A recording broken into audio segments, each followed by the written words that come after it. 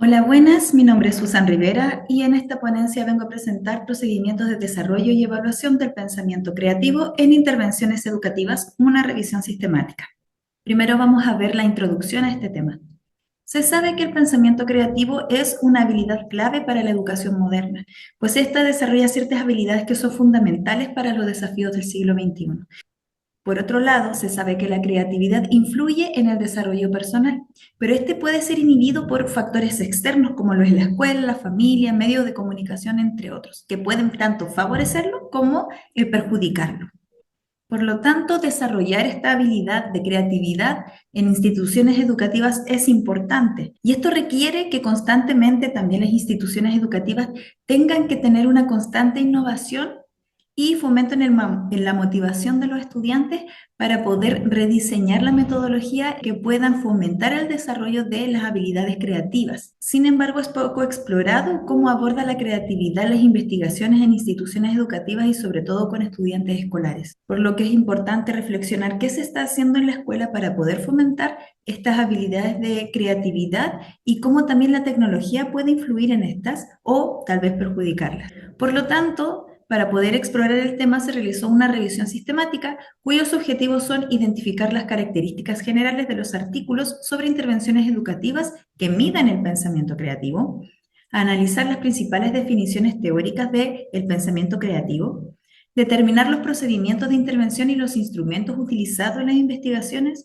y finalmente examinar los principales resultados y conclusiones de los estudios. Se realizó una búsqueda en artículos publicados desde el año 2015 en adelante en dos bases de datos consideradas de alto impacto que son WOS y Scopus. Se realizaron dos iteraciones que son las que se muestran en la tabla 1, en donde se consideraron palabras sobre el pensamiento creativo, también sobre intervenciones, por eso están las palabras como cuasi experimental, preexperimento o experimento, post-test, pretest, etc. Y también se consideraron tecnologías emergentes como lo son los videojuegos, la realidad aumentada, etc. ¿Cómo se seleccionaron los artículos? Primero, la búsqueda se realizó en septiembre de 2023 con una rebúsqueda en septiembre de 2024, donde se obtuvieron 94 artículos, 29 de ellos fueron de WOS y 65 de Scopus. Mediante el método Prisma de revisiones sistemáticas, se hizo una poda de estos artículos, donde se eliminaron los duplicados, se reexaminaron algunos artículos, finalmente quedaron 43 artículos para ser analizados por tres jueces, mediante los criterios de inclusión que fueron que sean artículos de investigación educativa, artículos empíricos y artículos donde se mide el pensamiento creativo en los participantes. Así finalmente quedaron 19 artículos para analizar. Los parámetros de análisis que se utilizaron para esta revisión sistemática son las que se presentan en la tabla 2, en donde está la referencia, el año, el país donde se realizó la publicación, la muestra, el nivel educativo, el área de conocimiento, la definición de pensamiento creativo, la definición de pensamiento creativo, el tiempo que fueron las cantidades de sesiones, tipo de instrumento que se utilizó, el procedimiento que también se realizó para poder realizar estas intervenciones y finalmente los resultados. Vamos a ver qué resultó de esta revisión sistemática. En la tabla 3 se muestran las características generales de estos 19 estudios y podemos ver que hay de distintos países, también diferentes áreas de estudios, diferentes metodologías y también diferentes cantidades de muestras. En la tabla 4 se puede ver el área geográfica donde se realizaron estos estudios, en donde se puede vislumbrar que mayoritariamente se centran en Asia y en Europa, teniendo una minoría en países americanos y latinoamericanos. Por otro lado, el área disciplinar que se muestra en la tabla número 5 muestra que tanto en áreas de humanidades como en STEM es donde más se mide el pensamiento creativo. Y en otras áreas como emociones, género o en áreas artísticas o de educación física son las que menos se mide el pensamiento creativo. En la tabla 6 se ven los tipos de metodologías aplicados en los estudios, donde la mayoría se centra en los cuasi experimentos, habiendo también métodos mixtos de correlación y también comparativo. Respecto al nivel educativo, la figura 2 muestra este gráfico circular en donde podemos vislumbrar que los estudios se centran principalmente en primaria y en secundaria. Muy pocos estudios fueron multinivel o de otros niveles como son educación técnica o universitaria. Respecto a la definición de pensamiento creativo, en la tabla número 7 vemos diferentes conceptos en los que recurrieron los autores de los artículos para basarse en lo que es el pensamiento creativo. Dos artículos afirmaban que la creatividad es la suma de la creatividad en un dominio narrativo y gráfico, porque estos estudios se centraron en poder medir la creatividad del lenguaje y también de la escritura. Otros 3 estudios afirman que la creatividad es la forma original en que los individuos pueden enfrentar desafíos de la vida diaria y que tiene la capacidad de desarrollarse y de mejorar, o sea que la creatividad puede ser una habilidad mejorable. 5 estudios afirman que la creatividad es la capacidad de poder generar nuevas ideas, analizar contextos, resolver problemas y poner a prueba ciertas hipótesis y también poder comunicarlas. Por otro lado, 7 estudios afirman que la creatividad depende de factores externos o internos, como los rasgos personales, el contexto, procesos cognitivos y estructuras conceptuales. Por lo tanto, un sujeto puede ser creativo en un área, pero no en otra. Y asimismo se afirma que la creatividad es parte de la inteligencia. Un estudio afirma, basándose en Gómez, que se establecen 4 criterios que ayudan a definir el pensamiento creativo, que serían el imaginativo, el holístico, el inventivo y el mayéutico. Y finalmente 2 estudios afirman que la creatividad o el pensamiento creativo se compone de 4 dimensiones principales que vendrían siendo fluidez, flexibilidad, originalidad y elaboración. Respecto a los procedimientos de investigación, en la tabla 8 podemos ver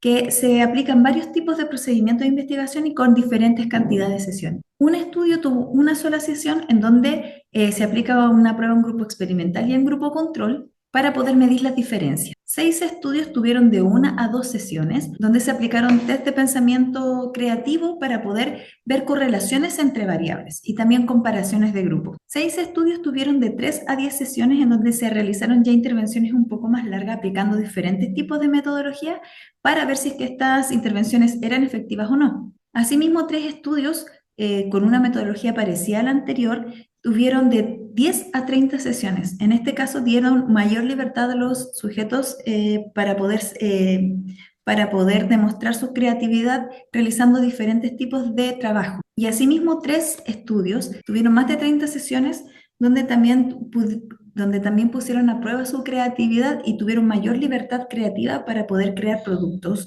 ya sea tecnológicos o concretos. Respecto a los instrumentos que se utilizaron en los estudios, vemos que la mayoría se concentra en el test creativo de Torrance y también sus derivados, el cual ha sido ampliamente utilizado en varios estudios y que ha sido validado también en varios países. Sin embargo, también hay varios estudios que ocupan otro tipo de instrumentos, como lo son la producción de dibujo y pensamiento creativo, la prueba de imaginación creativa para niños, el test CREA, la escala de habilidad de pensamiento crítico y creativo o midiendo el comportamiento creativo en el juego. También hay test de tendencia al pensamiento creativo, rúbricas para medir el pensamiento creativo y también un paquete de evaluación de la creatividad. En la tabla específicamente se muestra cuáles son los dominios que se evalúan en estos tipos de test y también cuál es el alfa de Cronbach de validación. Por su parte, los resultados de investigación se muestran en la tabla número 10, en donde la mayoría de los estudios afirma que hubo una mejora significativa del pensamiento creativo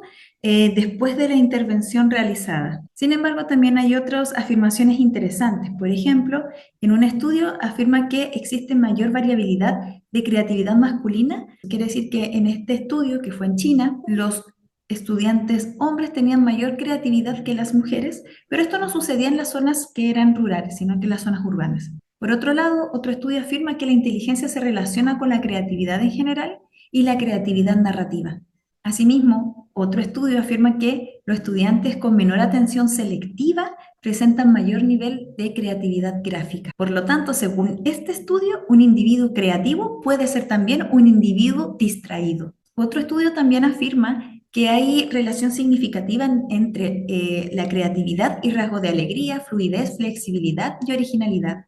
Y que el mal humor también coincide con la presencia de bajas puntuaciones de fluidez y flexibilidad. Asimismo, otros estudios afirman que las instrucciones explícitas podrían ayudar a la creatividad de los estudiantes. Y finalmente, la tendencia al pensamiento creativo podría estimular el pensamiento de orden superior, lo cual podría impactar directamente en el rendimiento de los estudiantes. Como discusión podemos ver que este análisis indica que la mayoría de los estudios sobre creatividad se enfocan principalmente en estudiantes de primaria y secundaria. No hubieron estudios que midieran la creatividad en preescolar y había muy pocos estudios que medían la creatividad en estudiantes técnicos o universitarios. Por otro lado, las áreas que predominan son las áreas de humanidad y STEM. Y otras áreas no se midió tanto el pensamiento creativo como lo era el arte, la música, educación física. Pese a que las investigaciones cualitativas ofrecen una visión más profunda de lo que puede ser el pensamiento creativo, existe una predominancia en las investigaciones cuantitativas, donde hay muchos cuasi experimentos respecto a cómo se mide la creatividad en intervenciones. El test mayoritariamente utilizado fue el test de creatividad de Torrance, que podría ser a causa de su validez en diferentes países y también con una muestra amplia, lo que da mayor confiabilidad en este instrumento.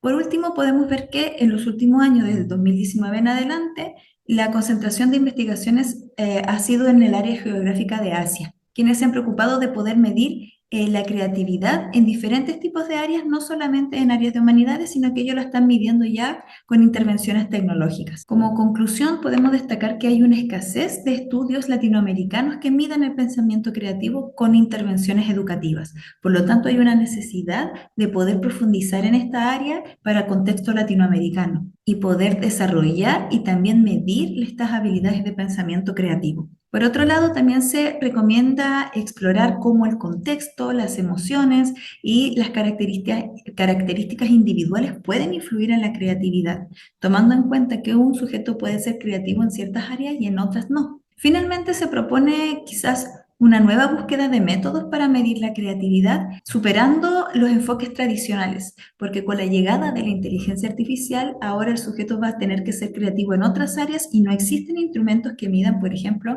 la creatividad utilizando inteligencia artificial u tecnologías emergentes. Eso sería mi ponencia. Ahí están las referencias. Muchas gracias.